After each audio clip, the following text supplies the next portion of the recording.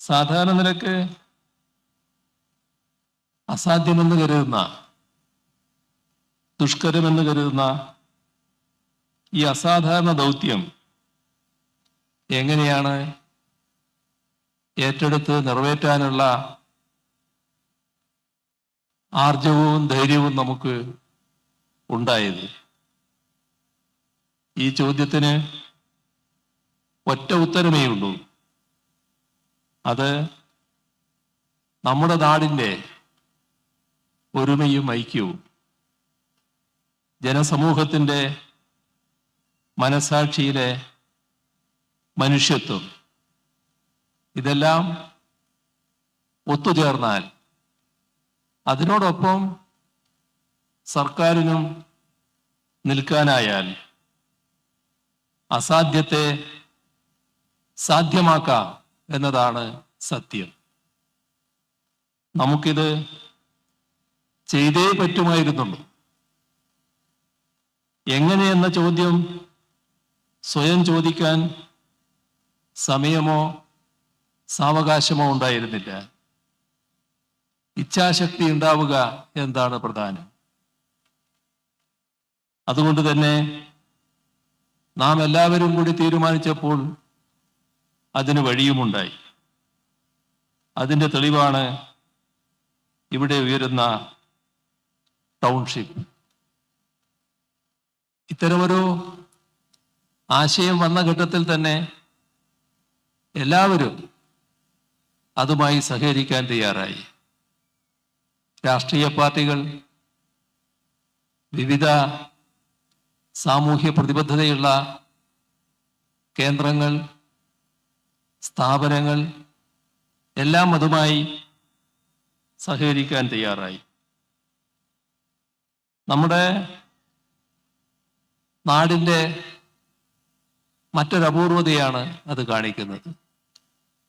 ഈ കാര്യത്തിൽ അസാധാരണമായ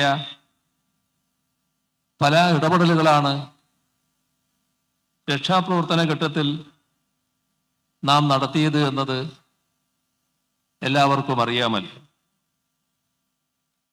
ഇവിടെ യോഗത്തിന് വന്നിവിടെ ഇരുന്നപ്പോൾ നമ്മുടെ റവന്യൂ മന്ത്രി ഒരു കുട്ടിയെ എൻ്റെ അടുത്ത് കൊണ്ടുവന്നു. ആ കുട്ടി പുനർജനിച്ച കുട്ടിയാണ്. യഥാർത്ഥത്തിൽ ചളിയിലാഴ്ന്നുപോയ കുട്ടി. മൂക്കിലും വായിലും കൂടി ചളി വലിച്ചെടുക്കേണ്ടി വന്ന ഡോക്ടർമാർ. അത്ഭുതകരമായ നമ്മുടെ ആധുനിക വൈദ്യശാസ്ത്രത്തിൻ്റെ അത്ഭുതകരമായ നേട്ടം അതിൻ്റെ ഭാഗമായി ജീവിച്ചിരിക്കുന്ന കുട്ടി. അങ്ങനെയുള്ള ഒട്ടേറെ സംഭവങ്ങൾ അതുമായി ബന്ധപ്പെട്ട് ഓർക്കാൻ നമുക്കുണ്ട്. നമ്മുടെ എല്ലാ വിഭാഗവും നിമിഷവേഗത്തിലാണ് ഈ ദുരന്തമുഖത്ത് എത്തിയത്. നമ്മുടെ പോലീസോ അഗ്നിശമന സേനയോ പട്ടാളമോ ഒക്കെ എത്തുന്നതിന് മുന്നിൽ തന്നെ നാട്ടുകാർ ആകാവുന്ന രീതിയിലുള്ള പ്രവർത്തനങ്ങൾക്ക് തുടക്കം കുറിക്കുകയും ചെയ്യും. എല്ലാ ആധുനിക സംവിധാനങ്ങളെയും നാം ആശ്രയിച്ചു. സർക്കാർ തന്നെ ഇവിടെ ആസ്ഥാനം എന്ന രീതിയിൽ ആ ദിവസങ്ങൾ പ്രവർത്തിച്ചതും നിങ്ങളുടെ എല്ലാം അനുഭവത്തിലുള്ളതാണ്. എല്ലാവരും സഹകരിക്കുന്നു.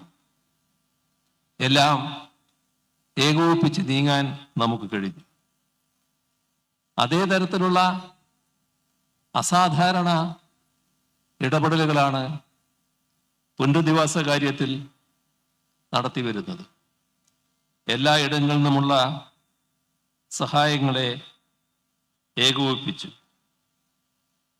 സാമ്പത്തിക ബുദ്ധിമുട്ട് തടസ്സമാവാതിരിക്കണം എന്ന് നാം പ്രത്യേകം ശ്രദ്ധിച്ചു. അതിവേഗത്തിൽ കർമ്മ പദ്ധതികൾ ആവിഷ്കരിച്ചു. അതുകൊണ്ടൊക്കെ വയനാട്ടിലെ ഈ പുനരധിവാസം മാതൃകയാവും ശ്രദ്ധാകേന്ദ്രവുമാവുകയാണ്. ദേശീയ തലത്തിലും അന്തർദേശീയ തലത്തിലുമുള്ള മാതൃക ചരിത്രത്തിൽ അടയാളപ്പെടുത്തപ്പെടാൻ പോവുകയാണ്. കണ്ണീരോടെയല്ലാതെ കഴിഞ്ഞ ജൂലൈ 30 നമുക്ക് ഓർക്കാൻ കഴിയില്ല. നമ്മുടെ എത്രയോ പ്രിയപ്പെട്ടവർ ഇപ്പോഴും നമ്മോടൊപ്പം ജീവിക്കേണ്ടവർ അന്ന് ഇല്ലാതെയായി. എത്രയോ പേർക്ക് അതിഗുരുതരമായ ശാരീരിക മാനസിക വൈഷമ്യങ്ങൾ നേരിട്ടു. നമുക്ക് നഷ്ടപ്പെടേണ്ടി വന്നവരുടെ മൊത്തം എണ്ണം നേരത്തെ ബഹുമാന്യ റവന്യൂ മന്ത്രി പറയുകയുണ്ടായി. 266 32, അതായത് 266 പേര് നമുക്ക് നഷ്ടപ്പെട്ടു. 32 സഹോദരങ്ങളെ കാണാതാവുകയും ചെയ്തു. ആ കാര്യത്തിലും പിന്നീട് നാം തീരുമാനമെടുത്തു. ചരിത്രത്തിലില്ലാത്ത മലയിടിച്ചൽ ദുരന്തമാണ് നാം അനുഭവിച്ചത്. വീട് നഷ്ടപ്പെട്ടവർ, ജീവനോപാധി നഷ്ടപ്പെട്ടവർ. നമുക്ക് ആ ഘട്ടത്തിൽ കരഞ്ഞിരുന്നാൽ മാത്രം പോരായിരുന്നു. അതുകൊണ്ടാണ് യുദ്ധകാലാടിസ്ഥാനത്തിൽ രക്ഷാപ്രവർത്തനങ്ങൾ ഏർപ്പെടുത്തിയത്.